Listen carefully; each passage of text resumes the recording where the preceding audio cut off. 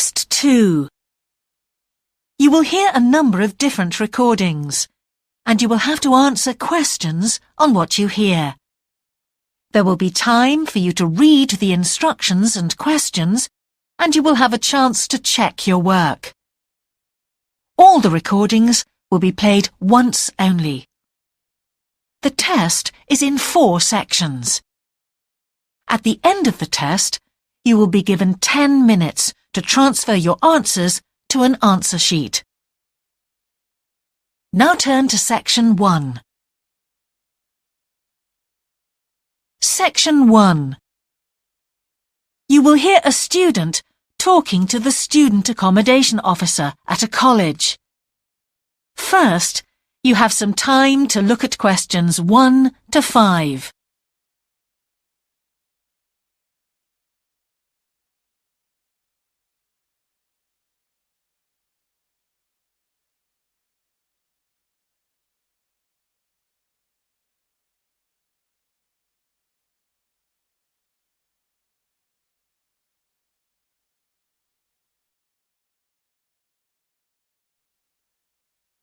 Now we shall begin.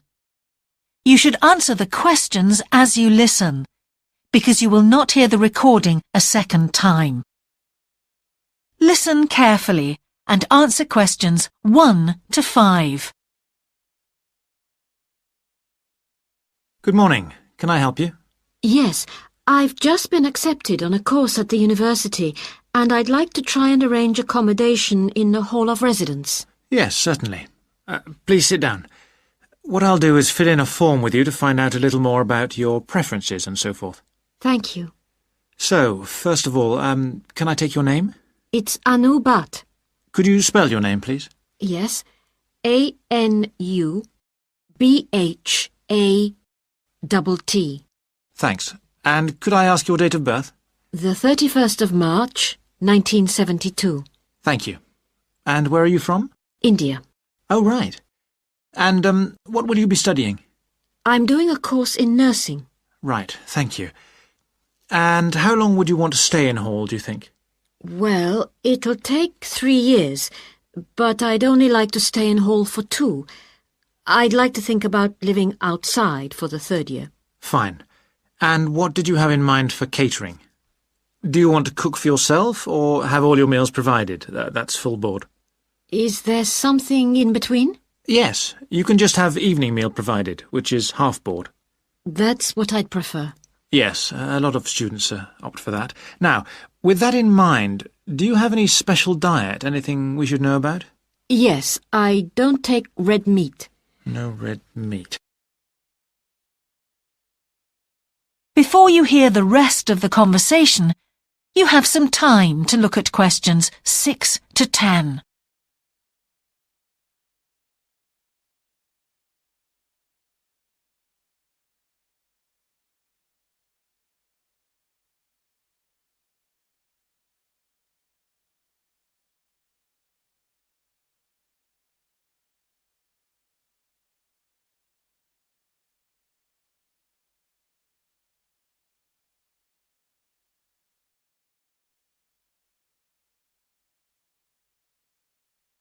Now listen and answer questions 6 to 10. Now, thinking about the room itself, we have a number of options. You can have a single study bedroom, or you can have a shared one. These are both what we call simple rooms. The other alternative is to opt for a single bedsit, which actually has more space and better facilities. There's about £20 a week difference between them. Well, actually my grant is quite generous, and I think the bedsit sounds the best option. Lovely. I'll put you down for that, and we'll see what availability is like. Now, can I ask some other personal details which we like to have on record? Yes, of course. I wonder if you could let us know what your interests are. This might help us get a closer match for placing you in a particular hall. Well, I love the theatre. Right. And I enjoy sports, particularly badminton. Ah, that's worth knowing. Now, what we finish with on the form is really a list from you of what your priorities are in choosing a hall, and we'll do our best to take these into account. Well, The first thing is I'd prefer a hall where there are other mature students, if possible. Yes, we do have halls which tend to cater for slightly older students. And I'd prefer to be out of town. That's actually very good for you because we tend to have more vacancies in out-of-town halls. Lucky. Yes. Anything else? Well, I would like somewhere with a shared area, a TV room, for example, or something like that. It's a good way to socialise. It certainly is. That's it. Now, we just need a contact telephone number for you. Oh, sure, I'll just find it. It's 667549. Great.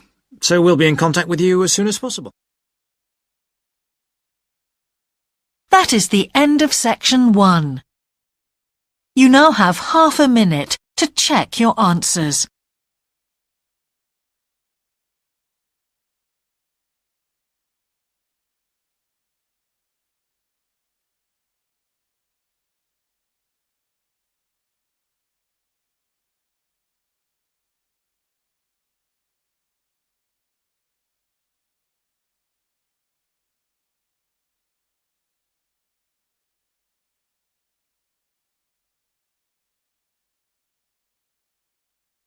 Now turn to section 2. Section 2. You will hear a man giving a talk to new members of a wildlife club in the south of England. First, you have some time to look at questions 11 to 13.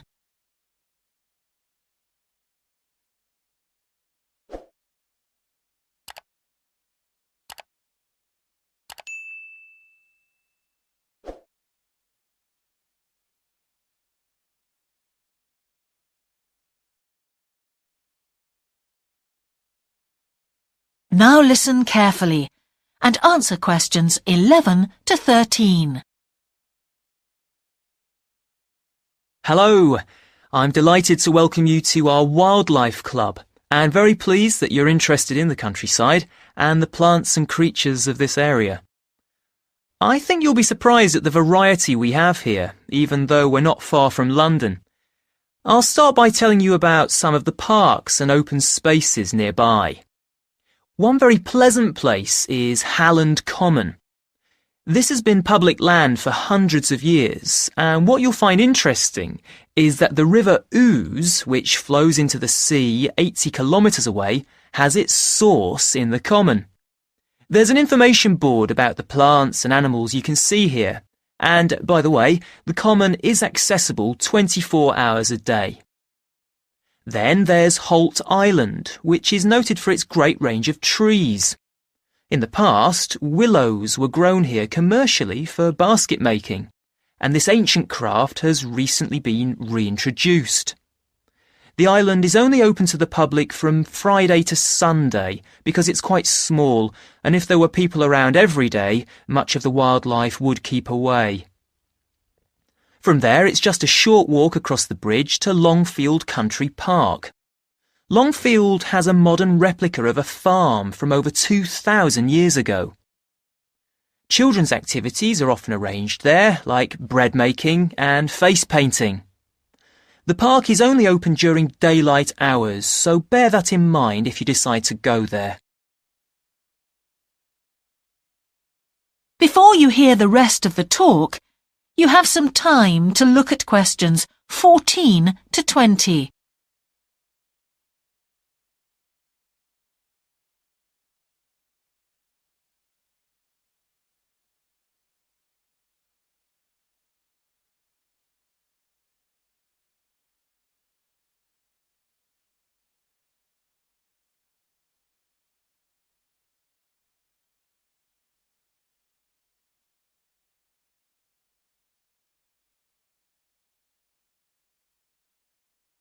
Now listen and answer questions 14 to 20.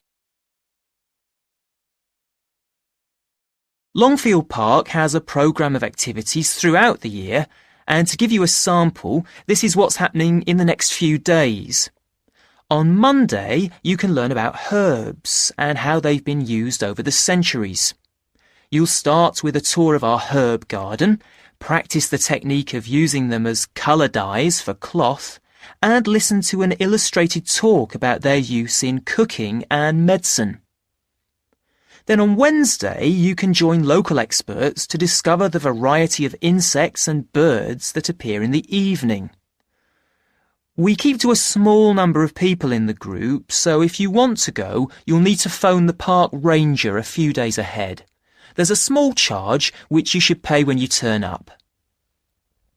I'm sure you're all keen to help with the practical task of looking after the park, so on Saturday you can join a working party. You'll have a choice of all sorts of activities, from planting hedges to picking up litter, so you'll be able to change from one to another when you feel like it.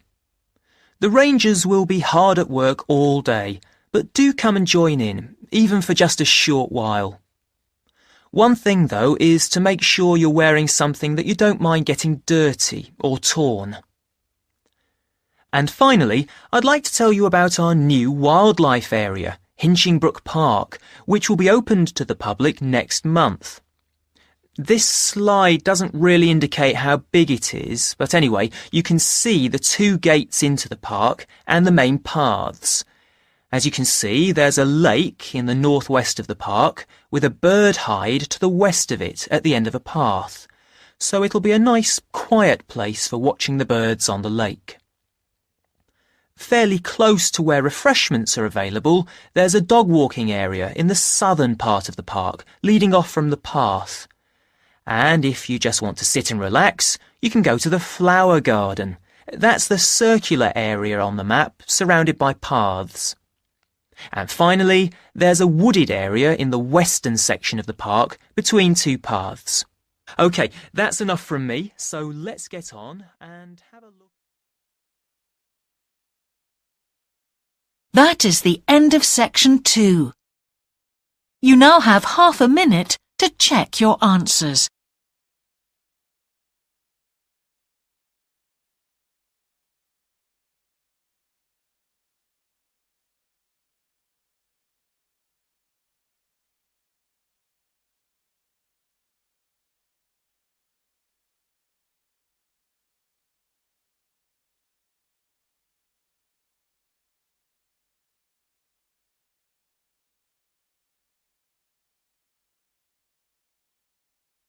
Now turn to section 3. Section 3. You will hear the Director of Studies in an English Language Centre and a student representative talking about their self-access centre. First, you have some time to look at questions 21 to 24.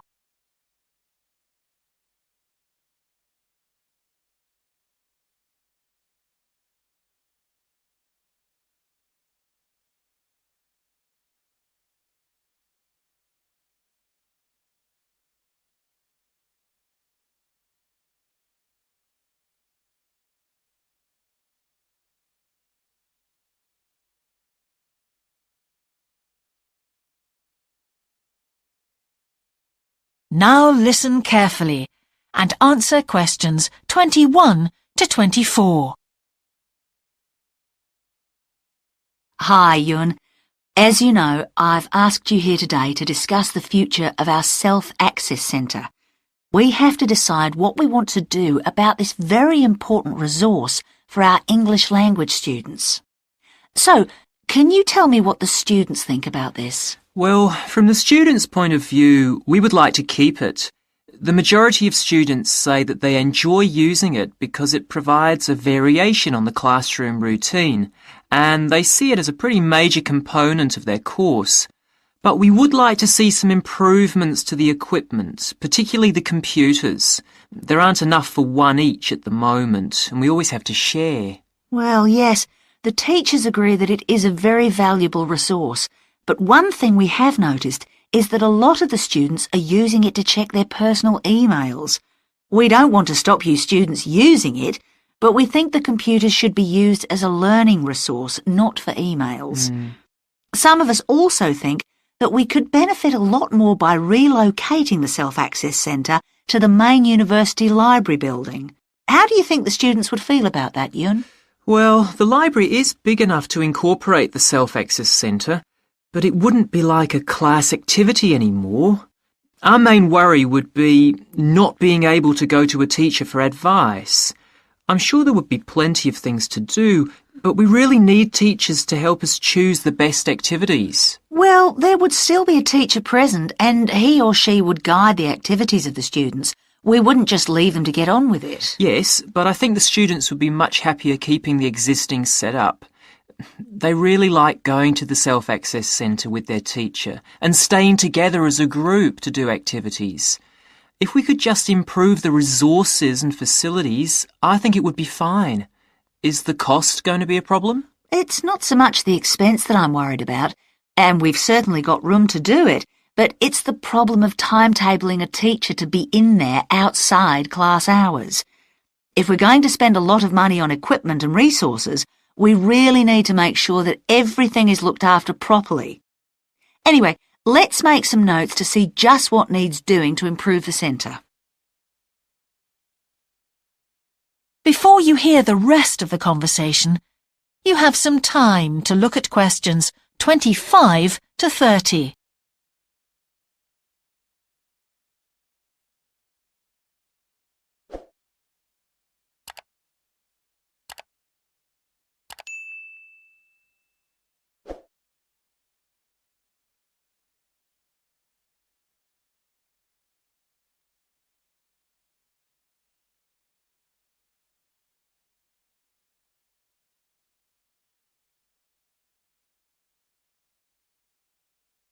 Now listen and answer questions 25 to 30. Now, what about the computers? I think it might be a good idea to install some new models. They would take up a lot less room, and so that would increase the workspace for textbooks and so on. That would be great. It is a bit cramped in there at times. What about other resources? Do you have a list of things that the students would like to see improved? Yes, one of the comments that students frequently make is that they find it difficult to find materials that are appropriate for their level, especially reading resources. So I think we need to label them more clearly. Well, that's easy enough. We can get that organised very quickly.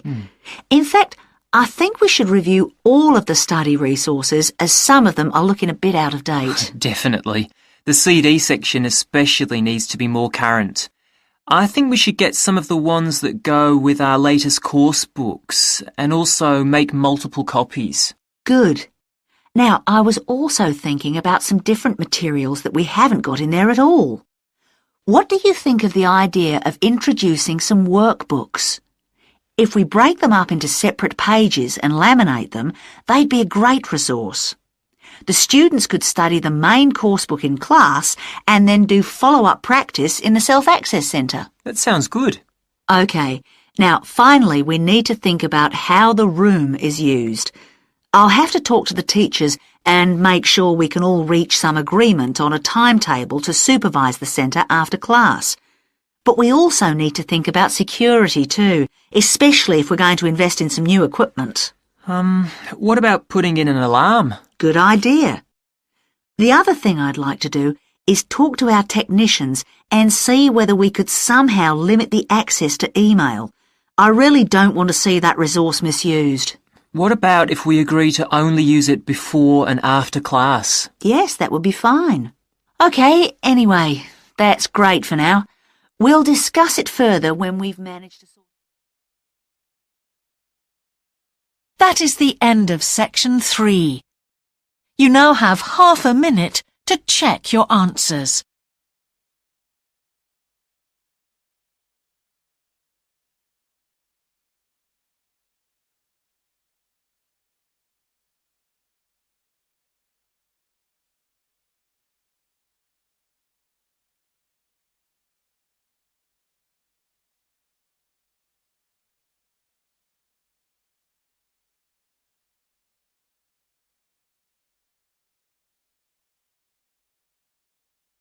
Now turn to section 4.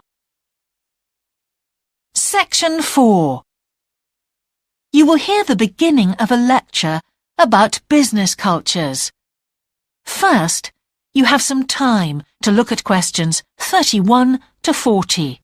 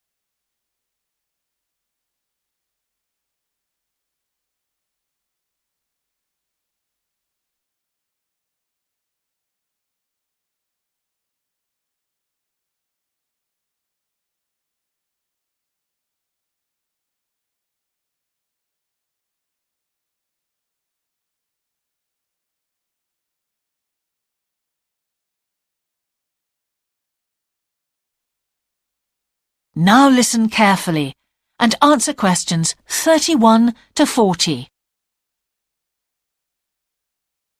Good morning, everyone. Now, whether you're going to university to study business or some other subject, many of you will eventually end up working for a company of some kind. Now, when you first start working somewhere, you will realize that the organization you've joined has certain characteristics. And we often refer to these social characteristics as the culture of the organization. This includes its unwritten ideas, beliefs, values, and things like that. One well-known writer has classified company cultures by identifying 4 major types.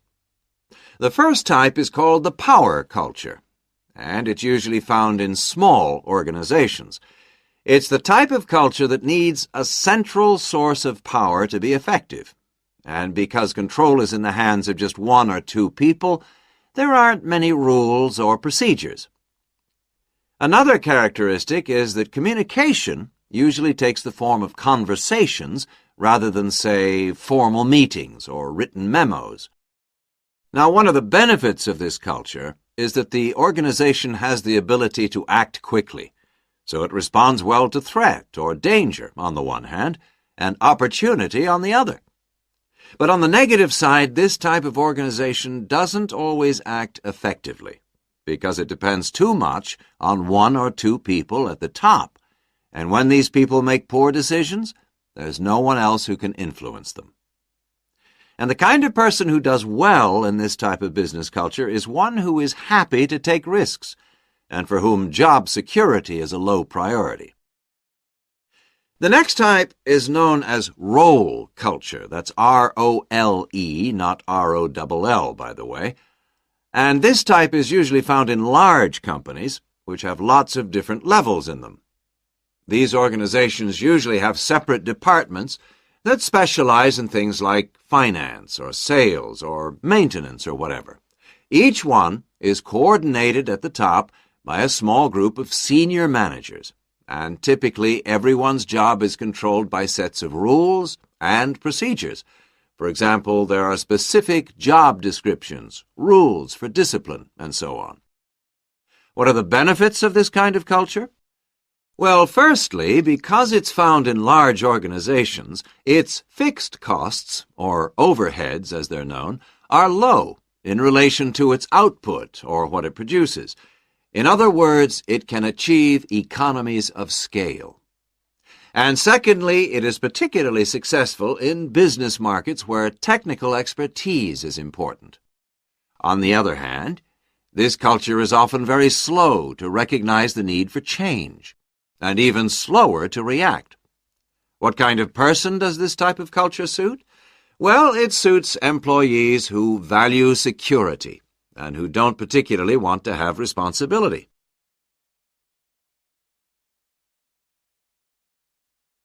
Moving on now to task cultures. This type is found in organizations that are project-oriented. You usually find it where the market for the company's product is extremely competitive, or where the products themselves have a short lifespan. Usually, top management delegates the projects, the people, and other resources, And once these have been allocated, little day-to-day control is exercised from the top, because this would seem like breaking the rules. Now, one of the major benefits of this culture is that it's flexible. But it does have some major disadvantages, too. For instance, it can't produce economies of scale or great depth of expertise. People who like working in groups or teams prefer this type of culture. And finally, the fourth category is called the person culture. This type is quite unusual. That is the end of section 4. You now have half a minute to check your answers.